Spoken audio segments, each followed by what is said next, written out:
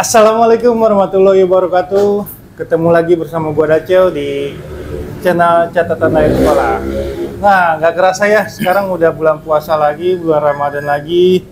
Sekarang gua podcast lagi di acara ngabuburit bareng Ustadz Bayu.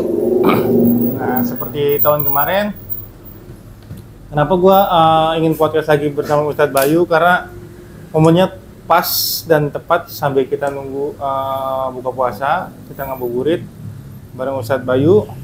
Nah, tema apa nih yang bakal kita bahas? Kebenaran kan sekarang anak-anak zaman now ini kan mereka kadang bingung ya untuk memperkuat diri mereka di bulan Ramadan ini, dan sekarang yang bakal gue bahas itu adalah Buster Iman. Nah, kita langsung tanya nih sama Ustadz Bayu. Sebelumnya kita tanya dulu kabarnya Ustadz Bayu.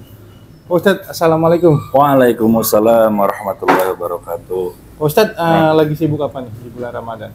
Ya sibuk seperti biasa, beberapa jadwal sih yang masuk, kultum taraweh, imam tarawih, terus ada beberapa jadwal kegiatan buka bersama komunitas motor, terus beberapa komunitas, sama nanti mungkin Nuzulul Quran, ada Sapa Ramadan ke Jakarta Barat.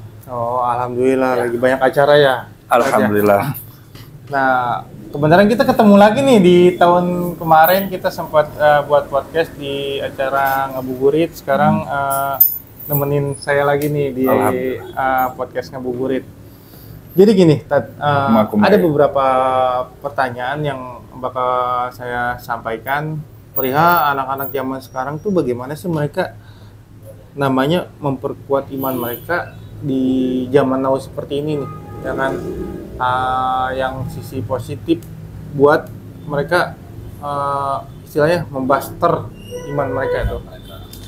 Gimana caranya? Apa aja sih buster iman itu buat mereka tuh anak-anak zaman now ini biar tahu gitu. Ya, pertama kalau kita dengar ayat yang mungkin sudah umumnya ya di Quran, Al-Baqarah, surat Al-Baqarah 183 itu yang dikatakan oleh Allah, ya ayyuhalladzina amanu kutiba alaikumusiyam kama kutiba alal ladzina min qablikum la'allakum tattaqun. Nah, di sini yang perlu digarisbawahi, ketika Allah memerintahkan berpuasa, ini ayat pertamanya ini diawali dengan ya ayyuhalladzina amanu, wahai orang-orang yang beriman. Tentu kalau yang tidak beriman tidak dianjurkan buat berpuasa. Dan diakhiri dengan kalimat ayatnya yaitu adalah la'allakum tattaqun, agar kalian bertakwa.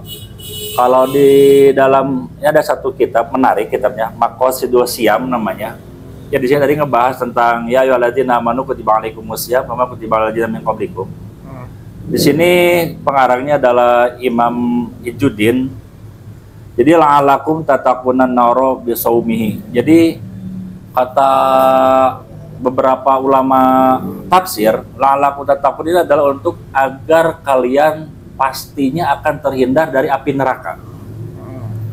Jadi sebelum kita tahu konteks untuk kenapa kita harus semangat dalam berpuasa, kita harus tahu dulu gimana penafsiran si ayat yang sering kita dengar ini. Ya, ya, jadi kata Imam Ijuddin ini la'allakum tattaqunan naro bisaumihi adalah ketika ada, kalau Allah dalam Quran mengucapkan la'ala, ini maknanya adalah kepastian. Jadi kata Allah, kalau kita berpuasa, pastilah tatakunan narol bisomi, maka akan terhindar dari masuknya kita ke api neraka, ke dalam neraka. Hingga akhirnya ada pertanyaan, kenapa kita terhindar dari neraka ketika kita berpuasa? Karena fa'inna saumau sababun ligufroni zunubi mujibatin linar. Karena puasa ini yang menjadi sebab digugurkan atau diampunkannya dosa. Karena neraka ini untuk orang yang berdosa. Surga bagi orang yang beriman yang memiliki pahala. Nah, ketika kita berpuasa, dosa itu Allah gugurkan. Sehingga kita tidak masuk ke dalam neraka. Nah, makanya untuk mencas iman kita ini, ya tentunya banyak cara, apalagi di kalangan milenial, zaman sekarang lah, zaman now ini banyak beberapa cara untuk agar semangat di dalam berpuasanya. Mungkin kalau secara kesehatan atau secara logika, yang pertama tentu kita niatkan ini ibadah puasa ini ikhlas karena Allah. Lalu yang kedua, untuk menjaga pola makan kita. Karena ini yang jadi masalah gini. Banyak orang berpuasa dari subuh sampai maghrib, mereka sanggup menahan lapar dan hausnya. Tapi pas buka puasa, akhirnya segera dihegem. Iya. Ya, wah gorengan teh, biun teh, mie golosor teh, kolak teh. Kan ini bukan sesuatu yang akhirnya menjadikan hidup pola yang sehat. Iya. Ya kalau kita merujuk sunnah, maka ya bulan puasa itu ketika berbuka puasa cukup minum air dengan kurma 3. Ya. Itu udah cukup sebenarnya. Nah yang kita ini menjadi masalahnya ketika buka puasa akhirnya melampiaskan dendam nafsu kita selama tadi berpuasa tuh. Iya. Segera diasupkan kabeh lah, segera dicokot minyak, kolesterol, santan, dan tepung dan lain-lain. Yang akhirnya di hari selanjutnya ini yang membuat kita malas buat puasa, karena pasti sakit. Ya, karena pola makannya tidak terjaga. Ya kalau sahur utamakan protein, karbohidrat, banyak minum, sehingga nanti puasanya pun menjadi puasa yang sehat gitu. Ya, bukan hanya mendapatkan pahala, tetapi menjadikan menjadikan badan kita juga menjadi yang sehat. Terus yang selanjutnya, gimana buat pola agar puasanya kita ini lebih semangat lagi? Tentunya kita menjadikan bulan Ramadan ini adalah momentum kita untuk evaluasi ibadah kita kepada Allah, kedekatan kita kepada Allah dengan memperbanyak ibadah, zikir, baca Quran, sholat tahajud, sholat sunnah. Karena mungkin kalau di bulan sebelumnya mungkin kita sibuk dengan waktu kita. Tapi kan kalau bulan Ramadan yang mungkin tadi waktunya makan siang dari jam 12 sampai jam 1 karena kita makan siang, akhirnya bisa kita pakai buat baca Quran mungkin, buat berzikir, ataupun kita bisa memperbanyak sedekah. Jatah makan siang tadi kita misalnya 15.000 karena kita makan siang, udah 15.000 ini kita bisa pakai buat bersedekah. Jadi akhirnya hal-hal ini yang membuat kita semangat, ditambah lagi dengan beberapa kegiatan komunitas atau kadang alumni, gathering dan segala macam. Kita kemas acara-acara ini bukan hanya menjadi ibadah, tetapi menjadi bermanfaat juga buat orang lain, sehingga iman kita ini akhirnya tercharging ketika kita melaksanakan Ramadan bulan puasa ini dengan pola-pola yang sehat, teratur dan juga baik, sehingga konsisten kita dalam ibadah dari awal sampai menuju akhir itu konsisten dalam beribadah. Berarti mereka iman mereka harus kebenaran kesempatan juga yang di bulan Ramadan ya. Iya. Mereka mengisi dengan hal yang positif seperti tadarus ya mungkin ya.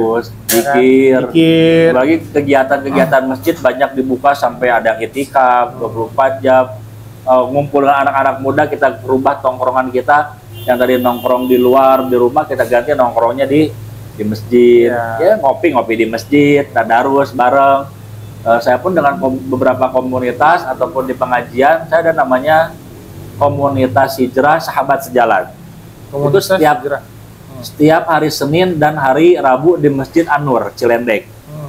Itu dimulai pengajian tarawih berjamaah di Masjid An-Nur, pengajian mulai jam 9, selesai jam 11. Itu dari jam 11 tuh kita nongkrong sampai jam 3, jam 4.